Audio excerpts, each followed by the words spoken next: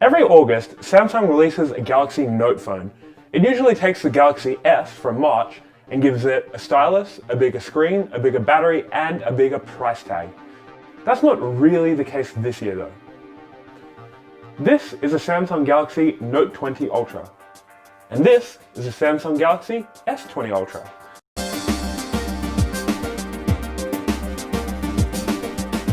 These are two freakishly expensive Samsung phones released about, five months apart from each other.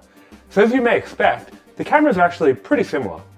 When you're talking about daytime photography, portrait shots, and ultra wide-angle shots, there isn't really that much of a difference.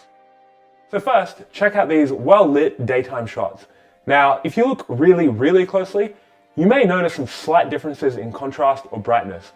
But again, these are very slight differences and they're nothing you wouldn't notice unless you had two pictures side by side. The same can be said for ultra wide angle shots, both in daytime and nighttime. This makes sense because from the look of the specs, it appears that Samsung has put the exact same ultra wide angle lens into both phones. Both have the same megapixel count and aperture, so it's not a surprise that the performance is basically identical. Both phones worked similarly well when shooting portrait shots, which replicate the depth of field effect that you'll find in a DSLR camera. But they both suffered from the same problem. In some instances, I would find that both phones would sometimes shoot portrait shots that looked super washed out. It was strange because I encountered this equally frequently with both phones, but just in different conditions. So if you look at this photo of Arnold, you'll see that the Note 20 Ultra captured it way better than the S20 Ultra.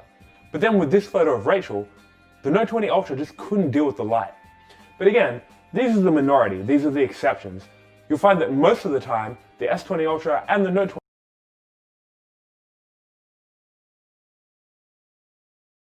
It's about to begin wrapping this video up, and then my neighbor started mowing his lawn, which is super cool.